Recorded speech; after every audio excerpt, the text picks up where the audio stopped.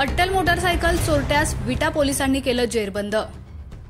विट्यासह सातारा आणि पिंपरी चिंचवड परिसरात गुन्हे दाखल असलेला अभिषेक मल्लाप्पा हावळेकर वय वर्ष 21 मूळ गाव राहणार साई दर्शन कॉलनी शाहूपुरी सातारा जिल्हा सातारा या संशयित मोटारसायकल चोरट्यास अटक करण्यात आली आहे। त्याच्याकडून सुमारे 3.25 लाख रुपये किमतीच्या 9 मोटारसायकल जप्त केल्यात अशी माहिती पोलीस निरीक्षक शरद मेमाने यांनी दिली।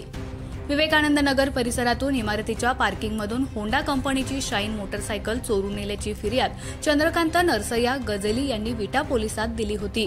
त्यानुसार विटा पोलिसात गुन्हा दाखल करण्यात आला होता।